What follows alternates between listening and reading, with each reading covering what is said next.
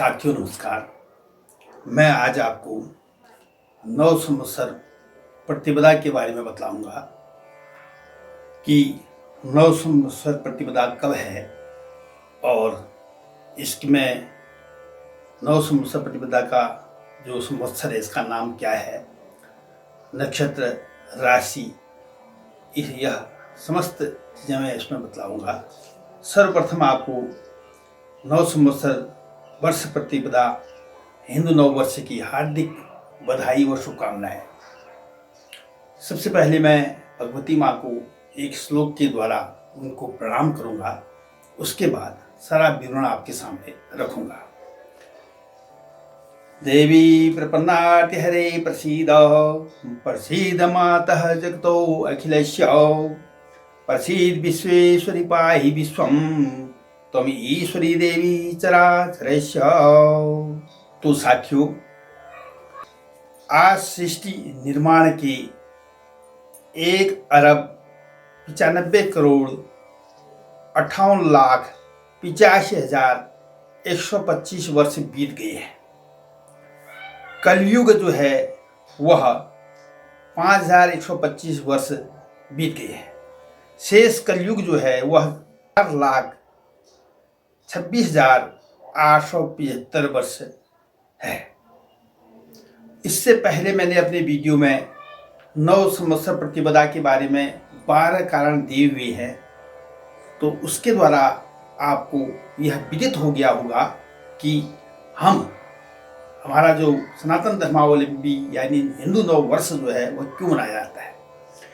तो इस संदर्भ में आगे बढ़ते हुए अपनी वीडियो को उससे आगे का भाग आपको बतलाऊंगा कि ब्रह्म पुराण में लिखा हुआ है कि इस तिथि से यानी चैत्र शुक्ल प्रतिपदा से सृष्टि का कार्य ब्रह्मा जी के द्वारा प्रारंभ किया गया।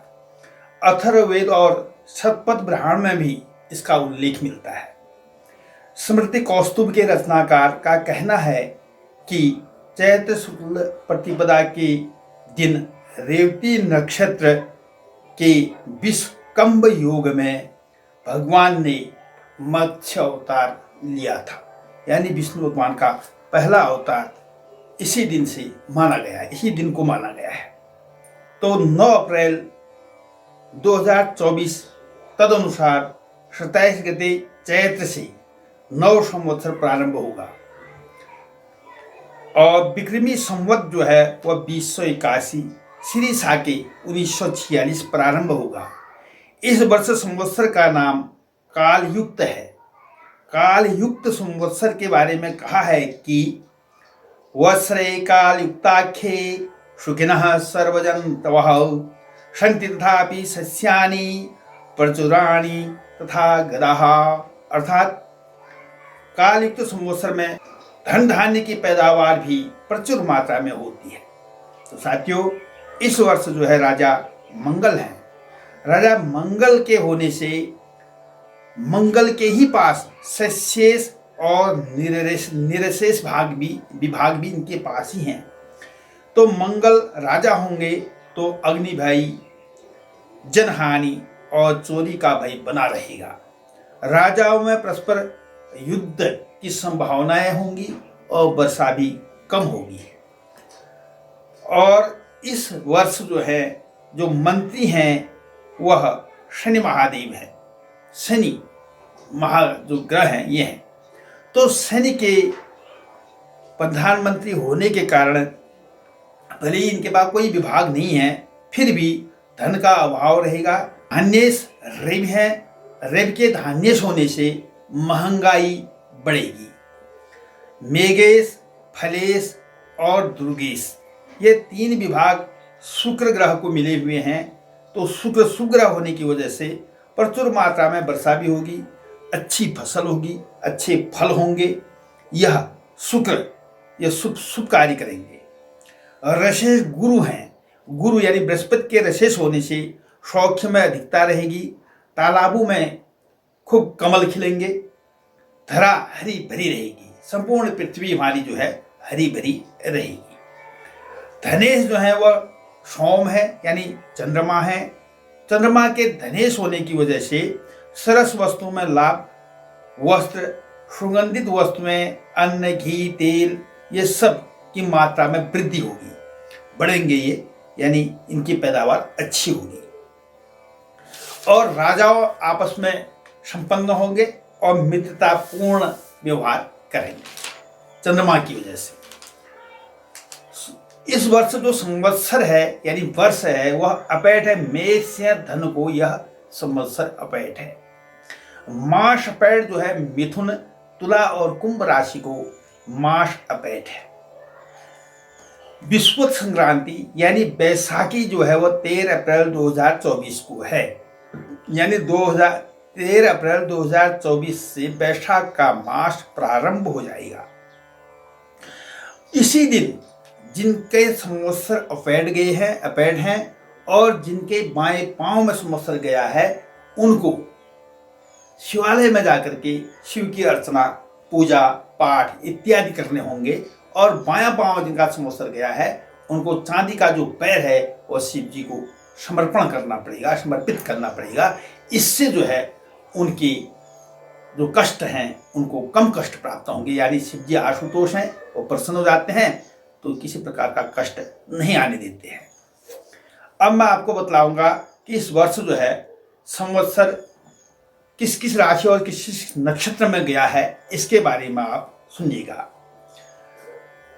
उत्तरा भाद्रपदा नक्षत्र, रेवती, अश्विनी, भरणी, कृतिका, रोहिणी, मृगशिरा अर्थात मीन, मेष, वृष, मिथुन राशि जिनके हैं और जो नक्षत्र मैंने कहे हैं ये नक्षत्र जिनके होंगे उनका संवत्सर सिर में गया है।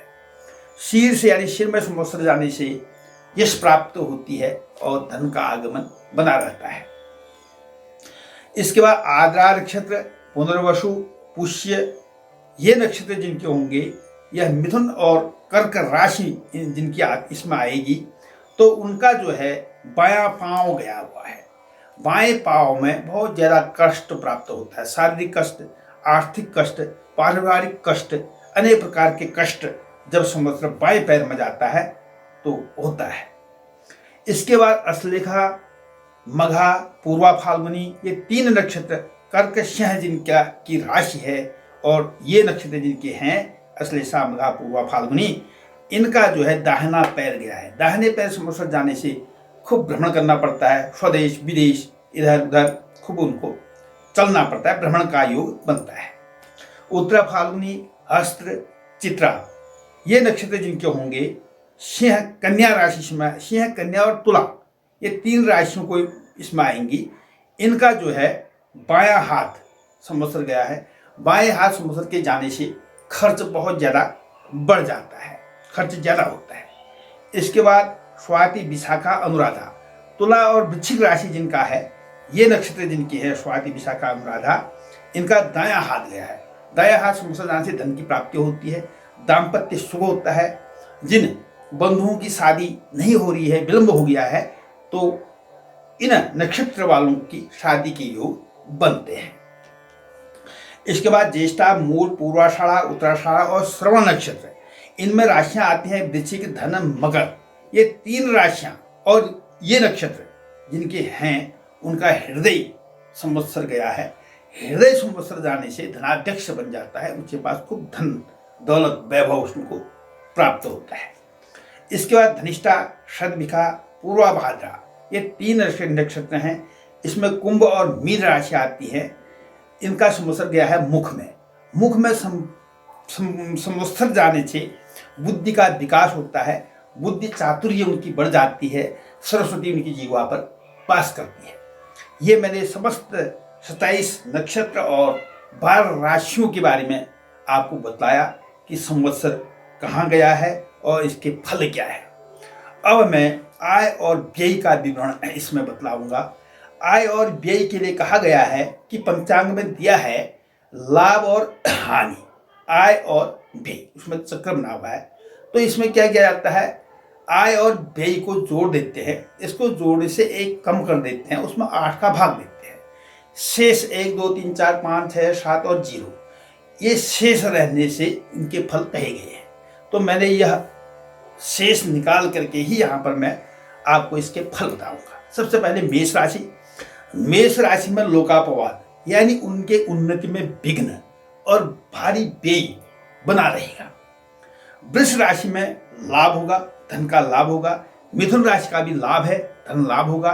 कर्क राशि में विजय के अंतर्गत भाग्योदय, व्यवसाय में उन्नति, अकस्मात धन का आ जाना, कहीं लॉटरी का लग जाना, इस और नौकरी का लग जाना, रोजगार का लग जाना, ये विजय में संवत्सर दिलाता है।